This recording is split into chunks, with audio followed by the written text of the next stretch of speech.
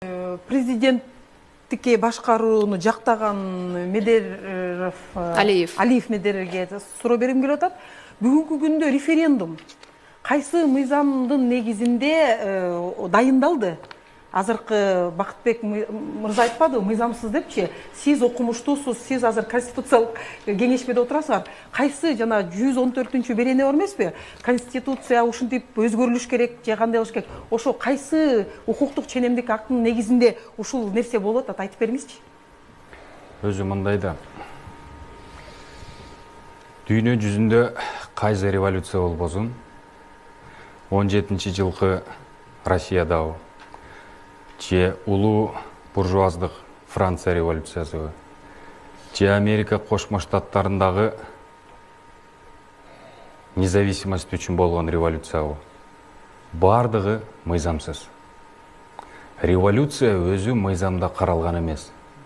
Дүйнө жүзүндө 200-кө жакын мамлекет болсо, биризин дагы конституциясында, анын арасында биздикинде дагы кантип революция болот, жана революциядан кийин ошону жол жоосуна салабыз деген бир дагы укуктук ченемдик актыда жок. Ал эми сиз айтып аткан мыйзамсыз деп. Мен минтип айтат элем, өзү революция мыйзамсыз экенин сиз мен менен макулсузбу? Революция мыйзамсыз макул дедиңиз, өзүңүз кызык экенсиз да, кантип мыйзамсыз нерседен сиз мыйзамдуулукту талап кылып атасыз? Эртеси күнү мыйзамдуулукка турушубуз керекпи? Макул, ошол күнү талап кылды. Парламент жаңы болуп келсин деп. Бүгүн эмненин негизинде силер буну дайындап, референдумду эмненин негизинде дайындап келдиңер? Рахмат сурооңузга. Рита эми мындай да. Бир дагы талап болгон эмес да, ошондо эмеде, площадьта бизге башкаруу система жакпайт деп. Баары ошол шайлоого эле наразы болуп чыккан. Эмненин негизинде? Рахмат сурооңузга төмөндөгүчө жооп берейин. Гынан аспы же гынан байспы, биз демократиялык өлкөдө жашагандайын, ал өзүңүздүн эркиңиз. Ар бир революция, чынында революция болсо, эки маанилүү процесс менен коштолот.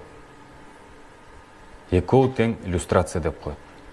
Бириси ошол акмакчылык бийликте отурган кишилерди абсолюттук түрдө иллюстрация болот. Экинчиси ошол чириген система мыйзамды орноткону абсолюттук түрдө иллюстрация болот.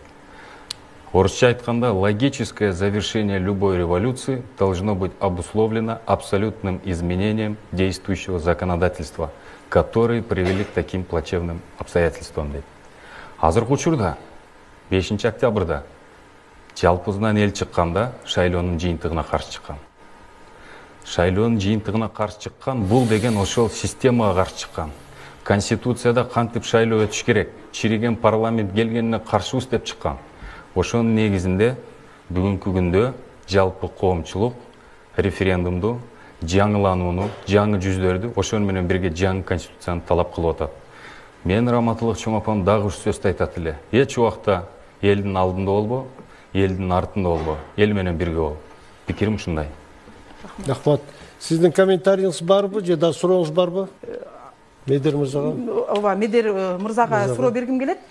Мына бүгүн айтып атасыңар, биз кыргыз элинин алдына же тигини же муну танда деп суроо койгон табыз деп атасыңар. Конституциялык кеңешмеде отуруп алып, бир эле вариантты жазып атканыңар бул канчалык мыйзамдуу деп ойлойсуңар? Өзү мындай да. Революция учурунда дүйнөлүк тажрыйбада канча революция болсо, мыйзам иштебейт, моралдык укук иштейт. Бул бир. Такыр эле мыйзамдуу деп тура берсе, Америка Кошмо Штаттарында мыйзамдаштырылган кулчулук болгон. Кадимкидей кара түстөгү негрларды кул кылып плантацияларды иштеткен. Ал мыйзамдуу болгон. Президент ал убакта Авраам Линкольн кулчулукту жойгон. Элдин адилеттүүлүгү үчүн, мамлекеттин бекемдиги үчүн. Гитлер Холокост кылган. Башка улуттагы еврей цыгандарды тирүүлөй күйгүзгөн. Ал убакта Германияда бул мыйзамдуу болчу. Ошондуктан революция учурунда мыйзамдан үстүрак деп элдин тилеги, элдин көксөгөнү болот. Бүгүнкү учурда элдин көксөгөнү ошол тарапта. Мен мамлекеттик кызматчы эмесмин. Көзүңөр ачык, мындай элдер айтып аткан. Мен сиз кайдан билесиз элдер ошентип айтып атканын? Жок, эместер айтып атасыңар да, биз элге коюп атабыз. Же муну тандасың деп атасыңар. Суроомо жооп берип коеюнчу. Жооп берип койсун. Бөлбөй турсаңыз, Ритайым, суроомо уруксат этсеңиз, аягына чейин жооп берип коеюнчу. Ону да жооп берет дейм, элибизчи кайсыны каалайт? Рита эже, эми базардагыдай бир неме жагдай түзбөсөк кандай дейсиз? Жалпы эл карап турат. Ошончо жооп берип коеюнчу, сөзүмдү бөлбөй туруңузчу. Сөзүмдү бөлбөй туруңузчу. Сизден иниңиз катары суранам. Бүгүнкү күндө бул тууралуу Өмүрбек Текебаев дагы өзүнүн Супер ТВ каналына берген маегинен карасаңыз да болот. Ал мынтип айтып атат. Даже референдум кылбастан лидер жаңы күч келгенде элдин каалоосун аткарып жаңы бир референдумга сразу чыгарыш керек эле проект конституциянычы. Бир четинен бул туура. Маселен 10 жыл парламенттик конституцияда жашадык, иштебеди. Жаңы келген күчтөр жаңы конституцияны сунуш кылуу керек эле. Референдум кылып отурбай элечи. Эл же за, же против бермек. За новый конституция болсо, жаңы багыт менен кетебиз. Эски конституция менен жашай беребиз десе, жөн эле каршымын деп коймок. Бул бир. Ал эми экинчи маселе.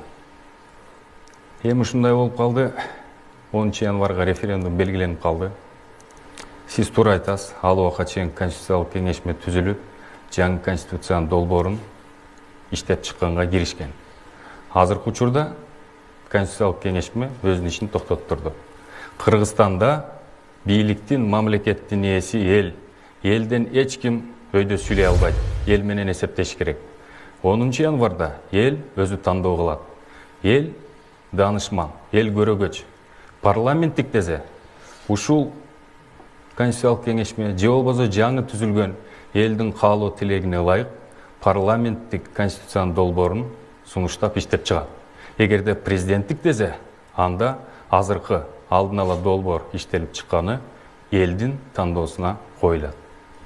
Рахмат, сиздин комментарий барбы, Ритая? Комментарий бар, анткени себеби бир эле суроо бар. Республика деп айтабыз. Анткени президенттикте, парламенттикте бул республиканын түрлөрү.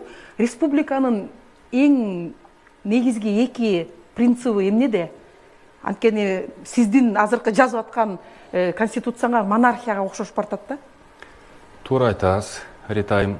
Көп учурда кишилер юридикалык билимин жоктугунан жөн эле курулай кыйкырып эле көп учурда монархия менен республиканы адаштыра берет. Монархияны сизге түшүндүрмө берип кетейин. Абсолюттук монархия болот. Бул араб өлкөлөрүндөгүдөй, же болбосо конституционная монархия болот. Маселен, Улуу Британиядей. Ал эми республика, парламенттик, президенттик же аралаш, жада калса супер президенттик дагы башкалар болот. Ал эми сиз айткан өзгөчө айырмачылыгы республикада эң жогорку бийлик бутагында турган институттарды эл шайлайт, эл түзөт. Монархиядан айырмаланып. Менимче туура жооп бердим го. Чоң рахмат, мен кыскача айтып кетейин Макиавелли боюнча. Макиавеллинин бир эле китеби бизге элдин баарына белгилүү да, ал о государе дейт. О народе эмес, о государственном управлении эмес, о государе. То есть жетекчи жөнүндө да. Аны ал жакта эмне жөнүндө жазылган? Ал мамлекетти кантип башкарат деген китеп эмес. Ал бийликти кантип алат, анан бийликти кантип көбүрөөк өз колунда алып карат деген эле китеп. Ошон үчүн элдин башын айлантпагыла. Мына ушундай адамдар биздин конституцияны жазат да. Акылбек Жапаров менен чогуу, Эдил Байсалов менен чогуу, башкалар менен чогуу да. Анан айтат турчу нерсе, конечно, биз бири-бирибиз менен ушпаш керек. Булар күнөөлүү эмес, булар авторлор эмес конституциянын. Башка адамдар. Анан мен айтат турчу жаңы жылыңыздар менен баарыңыздарды куттуктайм. Мен баарыңыздарга белек алып келдим элем. Бир эле экземплярдан алып келдим. Баарыңыздарга Кудай болсо студиядан бергенге аракет кылам да. Чыңгыз Айтматовдун сборник сочинений бул жакта биринчи мугалим деп жатты. Биринчи мугалим деген ким? Дүшөн ага деген. Ал келип туруп өзү мектеп салып баштайт. Анан эл күлөт. Эй, эмне кылып атасың? Кереги жок. Бул кереги жок. Кызды деген биз азыр күйөөгө беребиз. Кереги жок, ал окуп айла койсун деп. Анан Дүшөн ага, көзсө биз айтып атпайбы, чала парламент деп айтып атпайбызбы? Дүшөн ага өзү билбейт экен ай, алфавиттин көбүнчөсүн өзү деле билбейт экен аягында. Бирок анын окуучусу Алтынай Сулайманова, анан академик болот экен, академик. А бирок өзү мугалими, ушунчалык өзү барат экен да, ушу жаңы депчи. Мектептагы образ. Дүшөн ага дагы образ. Мектеп деген бул жаңы сонун системаларды алып келеткан нерсе да. Ошон үчүн мен силерге ушул китепти белек катары беретем да, силерди Анткени силер бүгүнкү замандын дүшүн агаларысыңар. Анан урматтуу Садыр Нуркожоевич айтты интервьюсунда. Мен акыркы китебим окуган ушул китеп болду деп. Почему одни страны богатые, другие бедные депчи. Анан ушул китепти мен дагы окугам да, ушул китепти мен силерге баарыңыздарга президенттик топту колдогондорго белек катары берем. Ушул китепте жазылган эмнеге президенттик өлкөлөр ар дайым жаман жашайт, эмнеге парламенттик өлкөлөр ар дайым жакшы жашайт. Чоң рахмат. Рахмат, Темирлан мырза, сиз бүгүнкү биздин теледебаттын форматына да бир жакшы жаңылыкты киргиздиңиз. Сизге рахмат. Эми Медер мырза, сизде 59 секунд убактыңыз бар, пайдалансаңыз болот.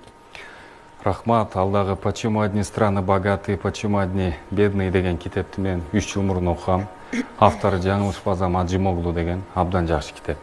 Экинчи рет ушу Тимирлан энем көп чындыкка дал келбеген кайдагы бир Жапаров. Мен аны кишини түшүмдө да көргөн эмесмин. Мага жабыштырганга аракет кылды. Баягы эми турмушта энизи көп катачылык калп салып айтып, неметсе агазды түшүнүү менен кабыл алат го. Ошондой эле түшүнүү менен кабыл алып коеюн. Убактымды коротпой. Анан кийин акыркы айта турган нерсе, айрым учурларда президенттик башкаруу форманы колдогондор сразу эле ойлойт. Садыр Жапаровдун камчысын чабаптыр деп. Мен айтып кетерим, башкалардан айырмаланып, Садыр Жапаровго мен ат мингизбедим, чепкен жаппадым, аттыгүл өмүрүндө көргөн эмесмин.